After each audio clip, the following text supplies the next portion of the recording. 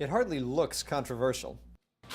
Everybody misses it, the phone. Volunteers are registering voters at this vocational school in Central Florida. They're from the League of Women Voters, a nonpartisan group that holds thousands of these events during every election. But the state passed a law last year requiring them to submit completed registration forms within 48 hours or face heavy fines. The League called the law an undue burden, and so after 72 years, it suspended its registration drives in Florida. It wasn't until this summer that the law was finally overturned. We would have started probably prior to the early presidential preference primary which was in January or whenever. So we've been registering voters for about 6 weeks now, but it would have been more like 6 months. The Republicans who sponsored the law said it would cut back on registration fraud, but there have only been 13 documented cases of fraud in Florida since 2000. Critics say it's part of a campaign of voter suppression not only here in Florida, but across the country.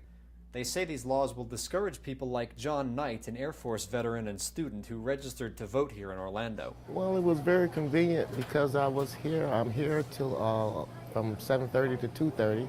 And for it to be here made it so much easier for me than trying to get transportation, which I don't have. I use the bus system. The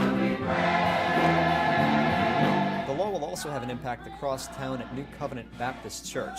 It halved the number of early voting days in Florida, and it ended voting on the Sunday before Election Day. That's when Florida's Black and Hispanic churches encourage their members to vote right after services. We did a big voting turnout, came out from the church early voting, and it was very, very helpful for the elderly as well as some of the members here that couldn't get out during the week were able to post their votes early. The sponsor of the law said that poll workers need a break on the Sunday before Election Day, but critics say this is simply a bid to discourage blacks and Hispanics, a reliable Democratic constituency who in 2008 accounted for more than half of the votes on the Sunday before Election Day. They are trying to say that they want to make sure that the election is fair. They have not found any substantial cases of voter fraud at all. But what they do know, those who decided that we needed those laws, they knew that the minorities are the majority of those who voting early. The U.S. Justice Department sued Florida over the changes to early voting. They reached a deal this week. Florida will offer 8 days of early voting, including a Sunday, but not the Sunday before Election Day.